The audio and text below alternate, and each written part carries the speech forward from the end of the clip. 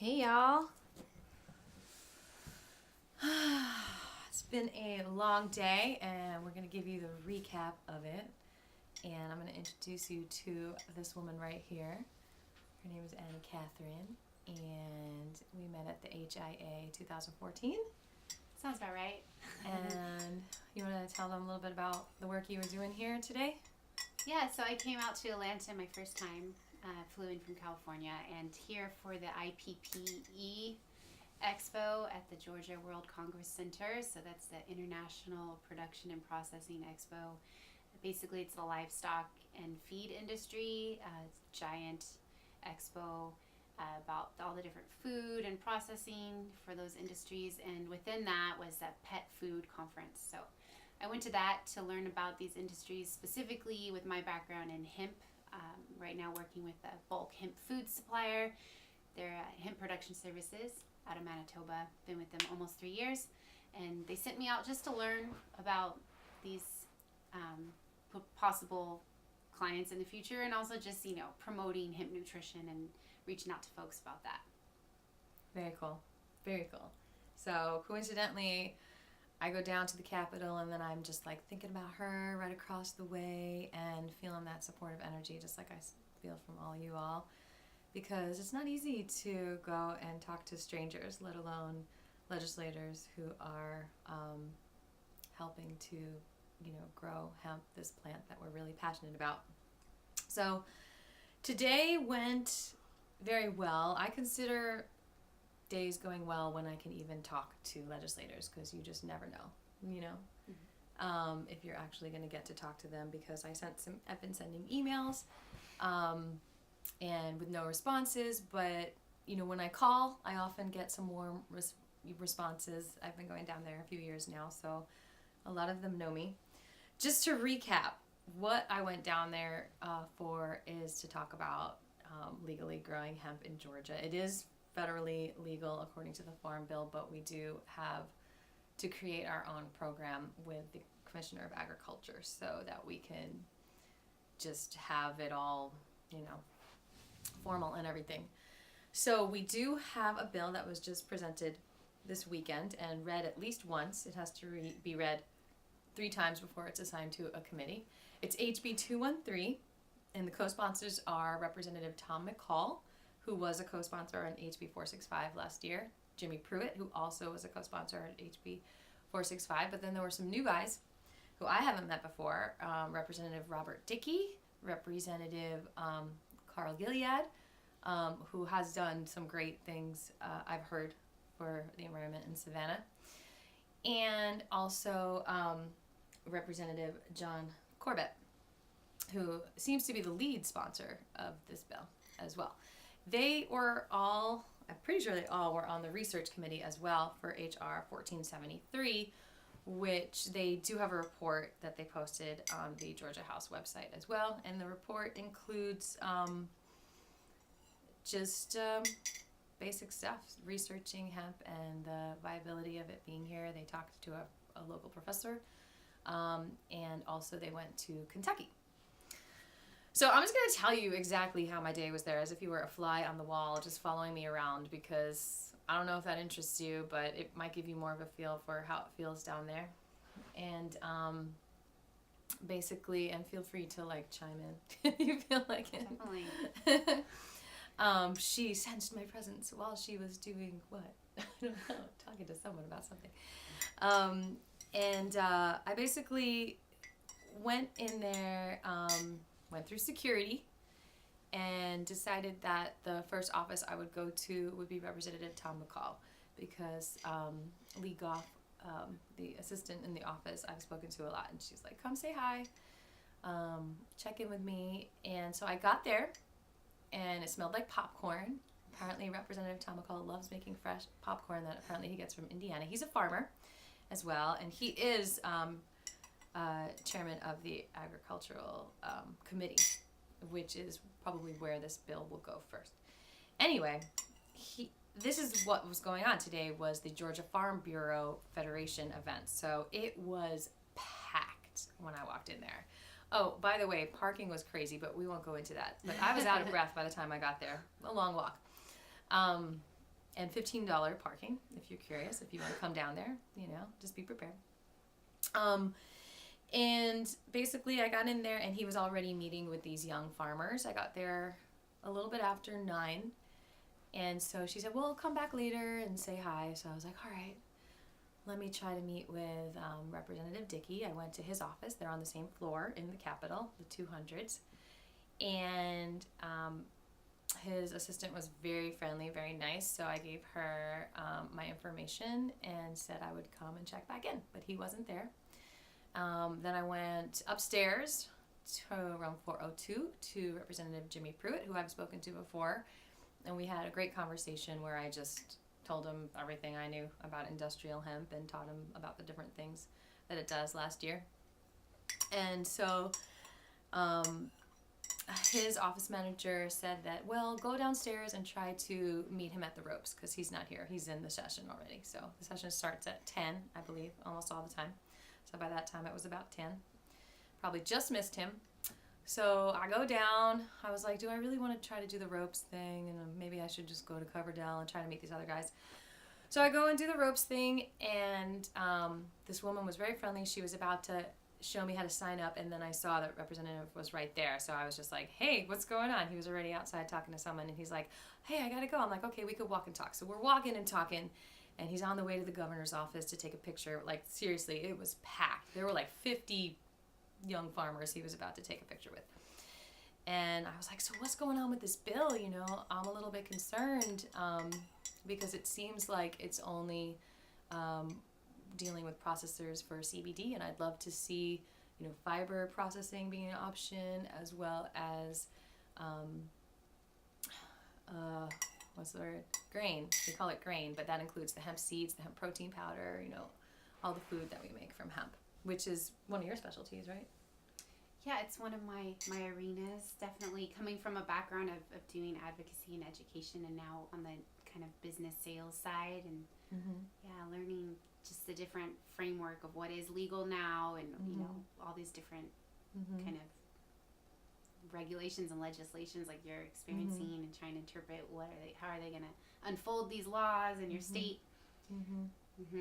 So the feed, the conference that you were at today, that would be considered hemp grain, or is it the flour that you're well, there's interest on all sides of the plant, whether it's from the seed. On the farmer side, it's called grain when you're going to go process it, and seed when you're going to plant it on the ground. But it's all, from when the hemp plant sets its seed, and how you're going to use that, process it into food. So that's what the company I'm with, they process it into food. And it's right now not legal on the or registered as a feed yet for livestock or for pets. It's only registered as a supplement for companion pets, so that's like dog and cat. So today it was more just like actually connecting with folks and learning about their industry and how hemp could possibly fit into that, and also all the different studies that are happening with like the Department of in Colorado, the Colorado University. So they're doing studies on like hemp seed oil and cows and how that could help. So how did people receive you today? Were they welcoming of I feel like a lot of people are very aware of hemp now. Okay. So, of course, CBD is a big topic as well with the plant material and the flowers that you're mentioning.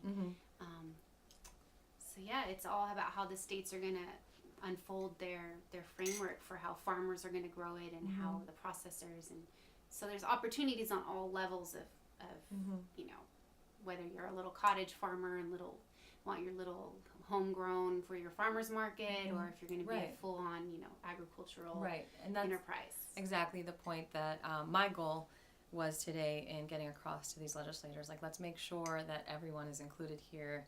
The big farms can make their money, but also the small farmers need to have accessibility to this incredible economic resource, and fabulous way to grow small communities. So basically, as far as I'm concerned, Representative Pruitt was very agreeable with the idea of including fiber processing in Georgia, and was definitely cheering that on. We were, rushed in our talking, but he seemed happy to see me and welcoming of my ideas, and he kept on stressing that, they're really working on continually revising the bill, and it's really just like a quick, kind of something to get out there right now. But they're really have to keep on working on it to get it where they want it. So that was good to hear, because a lot of us don't like where it is right now. So he had to run back to session before they locked the doors on him. And so I went across the street and I met just the office managers of Representative Corbett and Carl Gilead. And so then what did I do to kind of kill time? I said hi to somebody else, and it was about almost noon now. No, maybe like 11-ish. I don't know. I was walking around a lot. And lunchtime meant that they would be done with session. So I'm in the office actually. I went to visit John Pizold's old office and say hi to my friends there and check in, because I went there a lot when HB213 was going on. And we were talking and singing some songs on my ukulele. And then they were like, oh, session is out. Whoa. So it was like 1:45 Usually it ends around noon. And so that meant they were coming back. So first I ran to Representative Gilead's office, and I was like, is he back? And she's like, no. So I went to Corbett. Now, mind you, there was a big lunch, huge lunch. $100,000! Oh my God, I just had an aneurysm. We needed to take a quick break because Scribbles wanted to be in the film. Are we back? We're back. So basically, I noticed that lunch was sponsored. And this is just good to know, like how these things work, by the Georgia Pest Control Association. So they were very generous. This says 1,270 company offices in Georgia, $321 million in revenue, protecting customers since 1950. All right. So they were serving a barbecue lunch, and Scribbles and I snuck back into Representative Corbett's office, and he was just sitting there eating lunch. I didn't even have to talk to his secretary. And I was like, hi, my name is Aviva. And he was like, oh, nice to meet you. He might not have known who I was, but I've been emailing him almost every week since session. I'm like, yeah, I sent you some emails. I'm with the Georgia Hemp Economic Revival Organization. And we started talking, and he introduced me to the other gentleman in the room. And he was done with his lunch, so he said, well, let's talk in my office. So he was very generous with his time. I thought it was at least 15 minutes, maybe more, and these guys have a very, very busy schedule. So I felt really, happy. I felt very comfortable talking to him about hemp and asking him about the questions about the bill and finding out, where they were coming from with the $100,000 processor fee. And he said that, he's really excited about hemp, first of all. And when they met with the Kentucky Department of Agriculture, they felt that Kentucky was actually stressed a little bit financially by the program and the demands. So they felt like they wanted to start at a high number, basically to support funding the whole hemp farming program in Georgia. And I said, well, it just doesn't seem, accessible to family farms. Rural Georgia really needs some economic development right now, and this is a fantastic way to help them. Is this bill going to allow that to happen? And he said, yeah, absolutely. These processors will be required to work with all kinds of farmers. So he seemed pretty optimistic about that. By the way, everyone's optimistic about this bill passing because they're in negotiations apparently with the governor and Gary Black so that everyone is agreeable to the language. Okay. So then what did we talk about? I basically just stressed, I have my samples with me, I have the fiber, I have the herd. I said, I really want to be able to go to my local farmer down the street and pay $8 for a bale of hemp herd instead of $35 or $40 because of the shipping from Minnesota. And gave him a little hemp herd. He was appreciative of that. Gave him, this map of how many people are growing hemp already, and some hemp seed recipes, that we got with the Hemp History Week handouts. And he seemed very friendly and willing and open to this information. And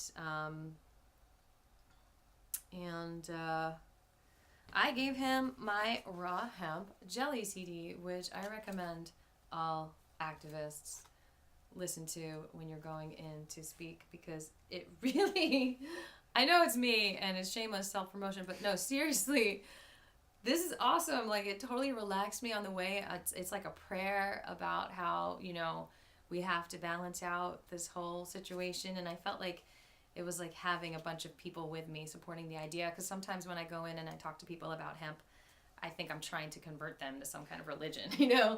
And this way I just didn't feel so crazy by having this music and like these ideas in my head. And yes, this makes so much sense to me. So I gave him raw hemp jelly, and I think it'd be great if he listened to it, because I really talk about a lot of hemp knowledge in there about caring about the environment and, not just about making money, right? So I guess that was about it. I told him if he had any questions to let me know. And I also did say, all of us at Georgia Hero, I don't know if we can get behind this bill, how it's written right now. Like, I don't, usually I'm like, we're going to call all of our representatives and say, vote yes. But like, I know you haven't seen the bill, but what do you think about, like, has anyone ever that you know of in any state ever said, don't support the hemp bill? There's a little bit of that, especially in California, where people get worried about marijuana grows and cross-pollination and things like that. But I think just looking at states that have a decent framework that is chugging along, and there's always going to be need for improvement and to troubleshoot as you go along, because we're building this industry and bringing this specialty crop back.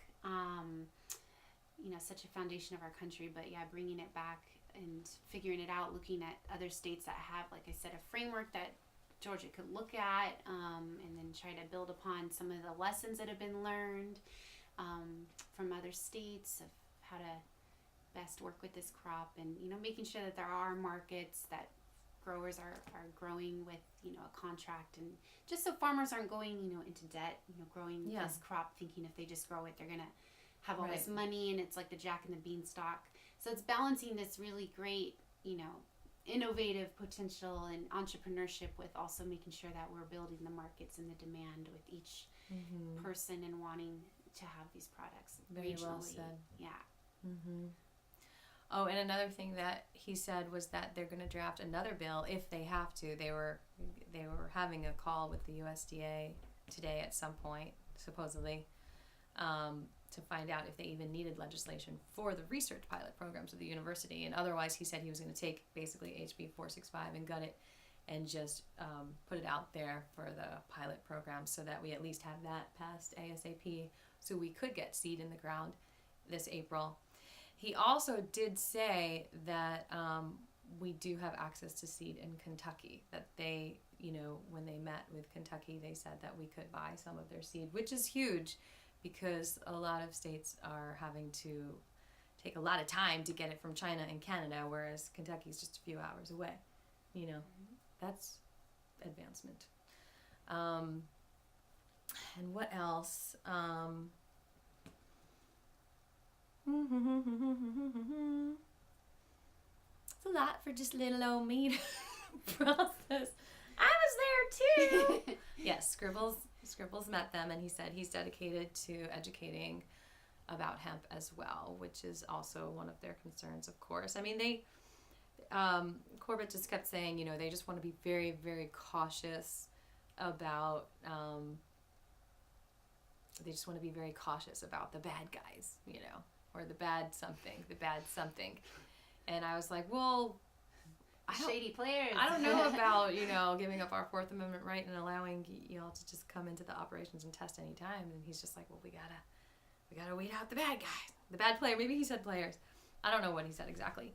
But then I talked about phytoremediating, around the Atropolis, all things I always say, like, we got to get hemp in the ground. We got to do all these great things. And he was like, yeah, but how do you patrol that? And I was like, well, that looks different. He's like, it looks exactly the same. I saw it. And I was like, well, the phytoremediating one is the tall bamboo-like one. And I was like, besides, I would be protective of people not wanting to eat that because it could still have the nickel or the heavy metals in it, even though some say that hemp completely transforms it once it phytoremediates. And we need to study that more.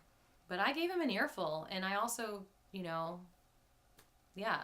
so he's aware. I hope I expressed all of your concerns. I think I said all of your concerns. And then a feedback I got from another office manager who's been working closely with this bill is that she says, well, just let this one pass how it is, and then we can add the fiber next time. We can add this, and because I know a lot of you are concerned that this is creating a monopoly and we can't change it at all. And I would like to know your thoughts on that too, if you have any experience with that. But I even said, I was like, are you sure this isn't creating a monopoly? And she's like, no, we could change it. Everything is adaptable. Like, we just amend things year after year. What do you think about that? So it sounds like Georgia's focusing more on CBD production, and looking at just giving out a handful of licenses for processors, and it costs quite a bit to get in on that. So hopefully they will expand to giving other folks opportunities on different scales, but also looking at the THC and the cannabinoids, and it's going to end up being one of those things that's just monitored very closely, and there's just probably no way around that. So it's just looking at the perspective of like, well, there might be these extra loopholes which Canada dealt with, but you're also creating jobs for other people too. Like if someone gets licensed as a field sampler, they they go out into the fields and towards the end of the growing season, and they're going to sample and make sure that it's within the spec of what they require for THC threshold, and then that's another job there too. So and some folks at the consumer end, they want to know that if they're going to have their hemp food, that it is not going to get them high, and that's why having stable genetics is so important. So I think it's really going to start in Georgia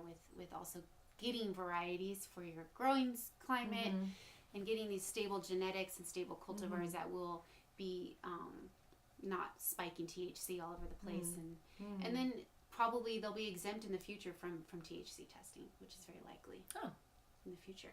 That's what they did up in Canada. Once they saw that the cultivars were stable and that THC wasn't fluctuating, then they became one of the exempt cultivars, not needing tested anymore. But they were just making sure that these food products weren't spiking the THC and then causing issues for the consumers. Right.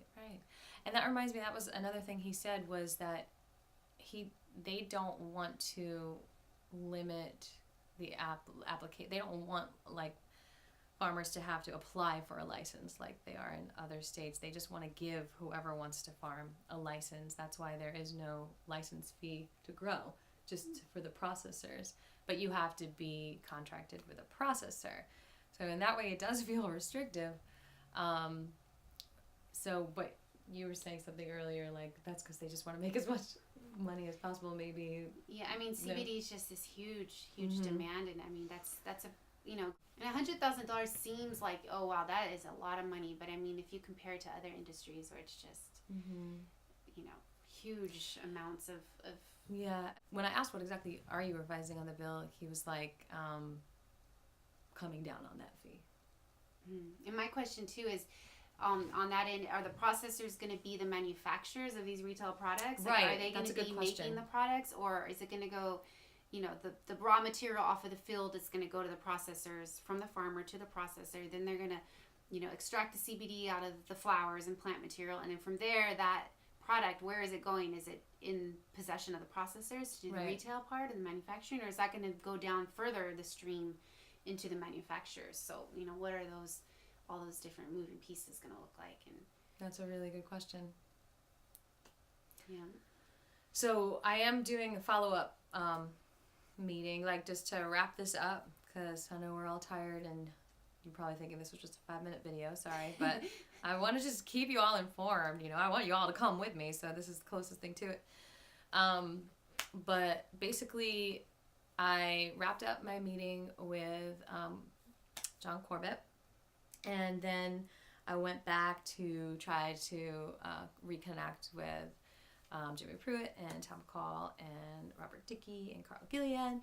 And I did see Representative Tom McCall. He was busy, and he was like, oh, well, I heard you spoke to John Corbett, so I mean, we're good, right? We don't have to talk, I guess. I don't know. I was like, whoa, everyone knows.